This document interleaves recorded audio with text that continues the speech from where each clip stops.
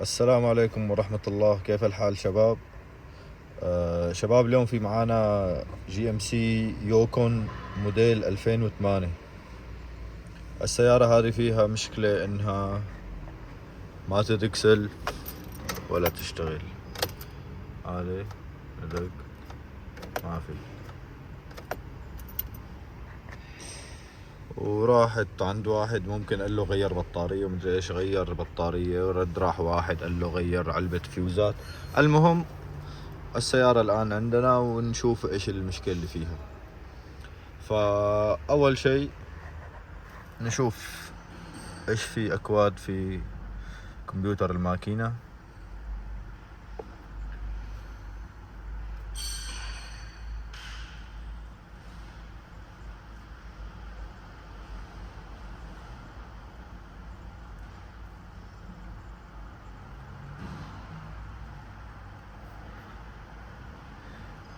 عندنا 3 اكواد: انجن اويل براشر، سنسور سيركت هاي فولتج ما في مشكلة، وعندنا ستارتر ريلي كنترول سيركت، فويل بامب كنترول موديول ريكويست مايل ما في مشكلة. الان شباب، من بين هذه ال3 اكواد الكود اللي ممكن انه يكون عامل معنا المشكلة اللي بالسيارة هو البي 0615 بالك ستارتر ريلي كنترول سيركت. ففي مشكلة مع الريلي حق السلف حق الستارتر. فأول شيء بعد هاي الخطوة نروح نشوف الدياجرام تبع السلف والريلي هذه ايش الكهرباء حقتها. فمنروح للدياجرام ومنتابع الفيديو. الآن شباب ندخل على الدياجرام.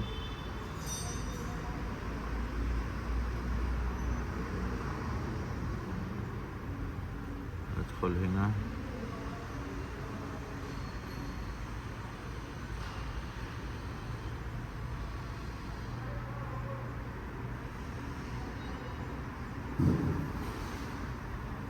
starting and charging, starting circuit،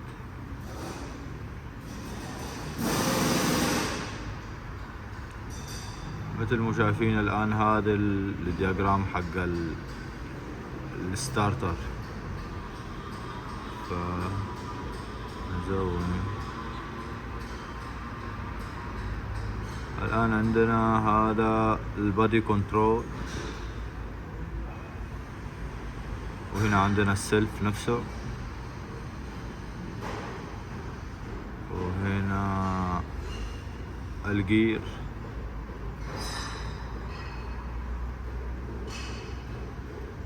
وهنا السويتش،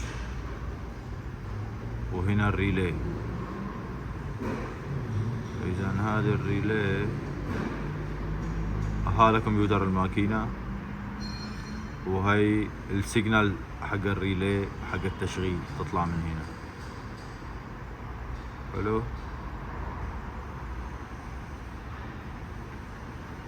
سيجنال التشغيل هذه تجي الى هنا. فالآن عندنا هذا الريلي، يفترض يكون عندنا هنا كهرباء هوت اول تايم، لازم يكون كهرباء على طول، السيارة طافية شغالة ولا في اي حالة. وعندنا هنا ارضي على طول، وهنا يجي هذا السيجنال تجي هي كهرباء، وبعدين تطلع كهرباء للسلف من هنا. الريلي تطلع الكهرباء تروح الى السلف دايركت عشان يدور السلف تشتغل السيارة. ووقت اللي ما تكون شغال السيارة، يعني قبل تكون فاتح سويتش، الخط هذا اللي يكون رايح للسلف هذا يكون عاطي، ممكن ارضي هذا يكون عاطي. ولكن الان المهم عندنا انه نلقى 2 باور، 1 باور عفوا، و1 ارضي، وهذا السيجنال اللي من الكمبيوتر وعندنا حق التشغيل هذا. نروح على الريلي ونشيك عليه. الآن شباب مثل مو شايفين عندنا هذا الريلي حق السلف، نطلعه نجي هنا نشوف ايش الموجود عندنا. هنا في ارضي وهنا ولا شيء، لا في 3.4 فولت، معناها هذه تكون حق إشارة التشغيل، وهذه معناها هذا الخط اللي دايركت رايح للسلف. فلو بعطي كهرباء هنا لازم يدق السلف مثل ما شايفين دق. إذا باقي عندنا المفروض يكون هنا في واحد كهرباء واحد أرضي. نجي هنا نروح لهذا، هذا كهرباء وهذا المفروض يكون أرضي، ولكن هذا كهرباء، هذا كهرباء، هذا المفروض هذا يكون كهرباء أرضي عفوا، ولكنه كهرباء. إذا نرجع للوايرنج دياجرام ونشوف هذا الأرضي من فين يروح ومن وين يجي يعني، ونشوفه. الآن شباب مثل ما شايفين هذا هو الأرضي اللي جاي اللي رايح للريلي، جاي من الجي 102 جراوند 102 لور ليفت فرونت اوف انجين على السلندر من تحت، هذا على الماكينة بالجنب اليسار. ولكن الحين هنا بيخش على الريلي من هذا الكونكتر اللي هو الاكس 2 رقم البن N5. فالآن نروح لهذا الكونكتر ونشوفه وينه وكيف شكله. نرجع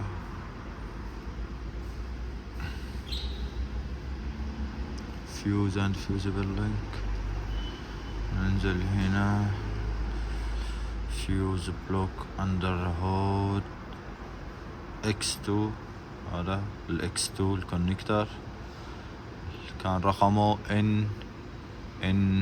N5، هذا N5 مثل ما شايفين هذا هو. فالحين بروح بفك علبة الفيوز اللي برا ونشوف هذا الفيش، ونشوف هنا N5 نشوف فيه أرضي أو لا، ونتابع الفيديو. بفك العلبة ونتابع. الآن أخواني مثل ما شايفين عنا هذا هو الكونكتر X2 والبن المفروض يكون الأرضي، هذا هو. نجي هنا نحط عليه نلقاه أرضي، ولكن عشان نتأكد انه أرضي يعني صريح أرضي مظبوط قوي ما يصير شيء، بحط هنا لمبة الفحص على الدينامو على الباور، بجي هنا بحط عليه، لازم تشعل اللمبة تمام مثل ما شايفين اللمبة قوية وشعلت. نجي هنا للفيوز بوكس مثل ما شايفين هنا، هذا البن هذا الواضح، هنا مكتوب عليه شفتوا N5، هذا هو البن N5.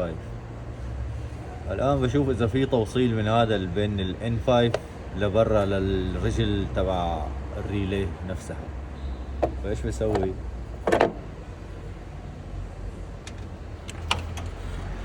بركب الأرضي تبع البروب فيه، هذا هو N5 هنا كذا تمام. شوفوا بس هذا هو N5،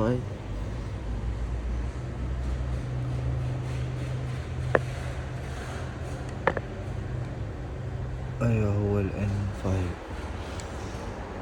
N5 ايوه. والآن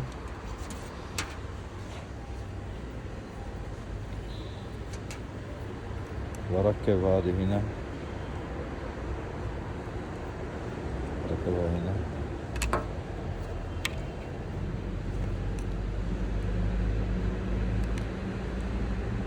هذا الكوت هنا. اللي يفترض لو في توصيل من هنا لبرا يعني زي كده يطلع معي هذا الصوت. إذا نروح للريلي، هذه هي الرجل، ما في ولا شيء. نجرب لنكون ملخبطين الرجل الثانية، ما فيه ولا شيء. نجرب هذه ولا شيء، نجرب هذه ولا شيء. فإذا في مشكلة عندنا هنا في نفس العلبة. فبحاول أشوف علبة، نجيب علبة من التشليح أو شيء أو جديدة ما بعرف، نشوف الزبون. ولكن قبل لا أجيب العلبة رح أعطي أرضي هذا المكان، رح أرجع العلبة أركبها وأعطي أرضي لهذا المكان وأشوف السيارة بدك سلف ولا لا. برجع بركب هذه العلبة ونتابع الفيديو. اخواني الآن رجعت العلبة هذه، ركبتها مثل ما شايفين هنا في باور. ايش بسوي؟ بجيب هذه الريلي بشبك عليها الأرضي هذا، ولا خلينا نركبها هنا كذا، بركبها هنا. احاول اني اشبك هذا الأرضي من هنا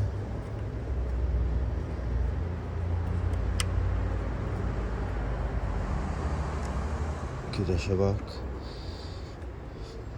ولكن ما نعرف اذا هذه البنات لامسة تحت ولا لا. خلينا نشوف، نجرب السيارة.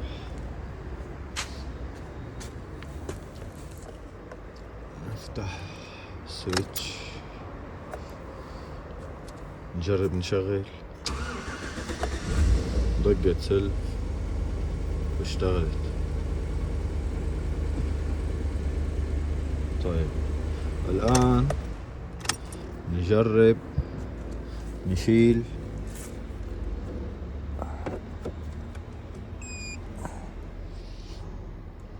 اشبك الجهاز.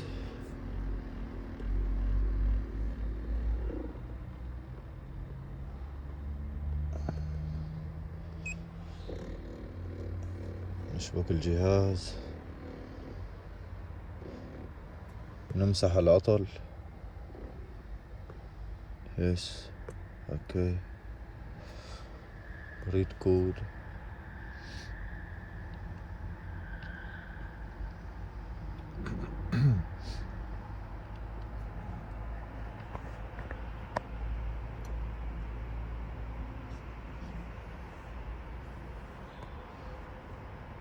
الآن ما في أعطال. نرجع نشغل السيارة. السيارة دقت سلف واشتغلت.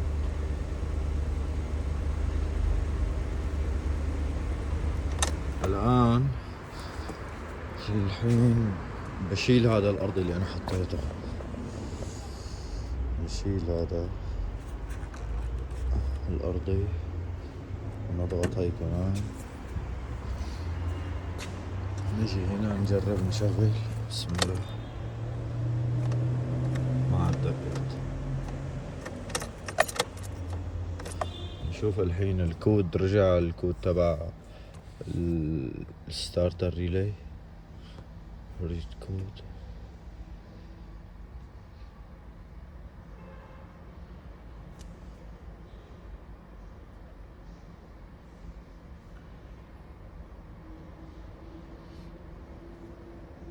كرنت.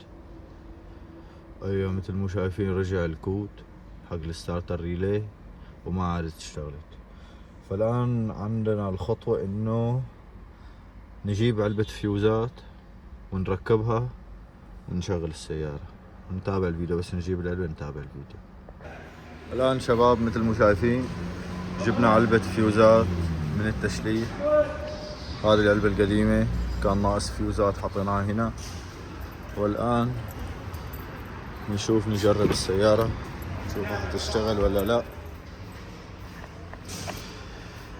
معلش الإضاءة، نجرب. بسم الله. مثل ما شايفين السيارة اشتغلت. فإذا الآن عندنا العاطل طلع علبة الفيوزات.